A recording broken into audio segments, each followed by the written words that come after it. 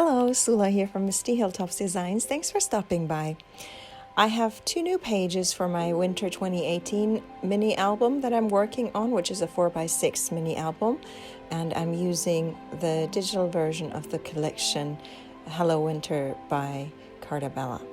So I'm starting with the title, which goes in the bottom right corner of the page, and I've chosen to work with watercolor pencils. So what I'm doing now, I'm using a stencil that I have, a stencil set, to just write out the alpha, and I'm starting with the last letter because it's going to be flush on the right side of the page, so I don't want to run out of space, so I naturally start with the last letter and then work my way to the first letter of the word winter, which will go there.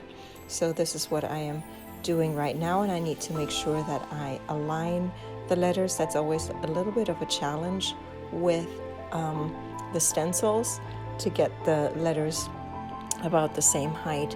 I am using the other letters that are on the stencil, but not all. It doesn't always work because sometimes there is no other letter on that side where I need it to align it with the rest. But I think it worked pretty well. They're mostly aligned in the same place, and now I'm using my brush to start turning this into a watercolor, and I realize it's a little too wet. My brush is too wet. It has water. It's a water brush. It already has water inside, and so I had to dab it off a little bit. And even though this is a stencil alpha, I close the letters and I connect all the letters with each other. The letters in themselves. So this is what I'm doing right now. I'm just using a dab of the color from the pencil still to have a little extra color on my brush, and then obviously the pencil on the paper already just needs to be watercolored to turn it into a pretty watercolor kind of looking alpha. This is one way that I like to work with because I can get pretty letters that I wouldn't be able to get otherwise, and I'm not going for a perfect look. I really want it to look watercolored, and so I'm okay if the letters are not perfectly within their lines and boundaries and all that. I'm not looking for perfection. Then I would be able to use just stickers or my die alphas, but I'm looking for a watercolored, slightly imperfect a look here. So when even the connecting of the letters, it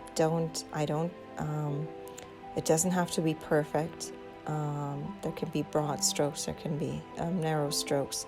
So this is what I'm doing here. And I was wondering if I should just do a broad brush of color across the word, but then I decided against it because I didn't know. If anything, I would want the color to be very faint, and I didn't know if I pick up fresh color, if it would be faint or if it would be very strong, so I refrained from doing that. But now I am finishing off my title by stamping the rest of it on top there. So it says, "I completely heart winter," and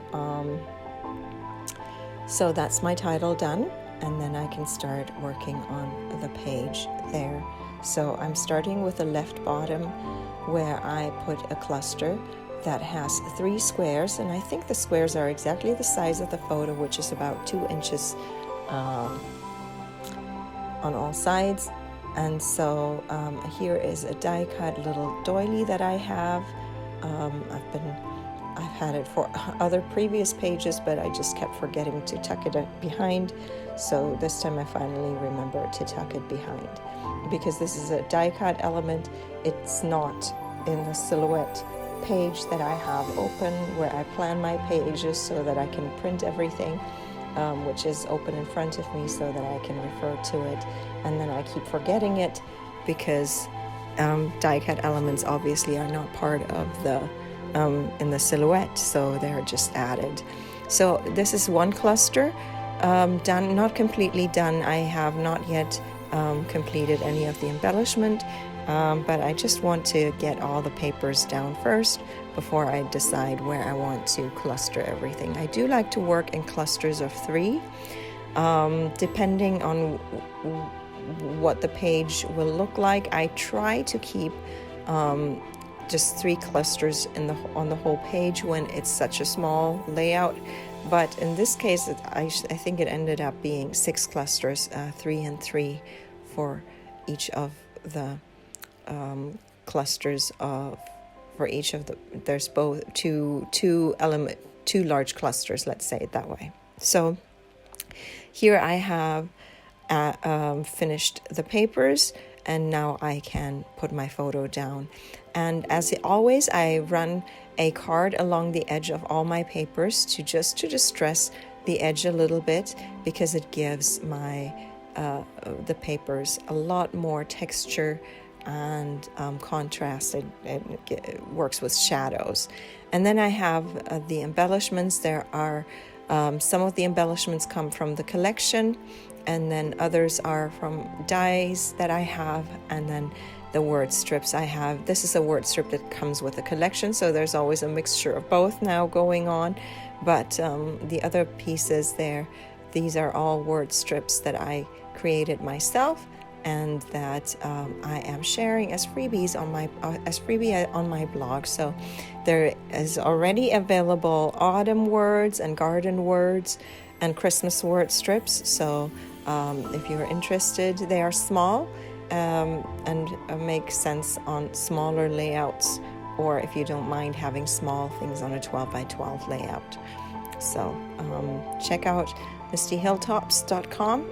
There are lots of other freebies as well. This is not the only thing that's going on there. So if you're interested, you can always hop on over there.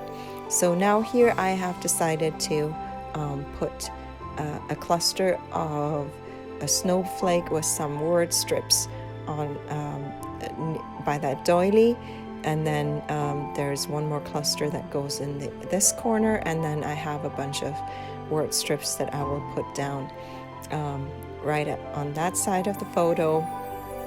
And then that makes one more cluster that will go there. And so that means there are, I think, 3 clusters. Yeah, there's 3 clusters for the one photo, and then 3 clusters for the other photo, making a total of 6 embellishment clusters. So this is the end of my page. I'm going to leave you with some more close-ups. I hope you enjoyed this video. Give it a thumbs up if you did. Consider subscribing, and I hope you have a great day. Thanks for watching. Bye.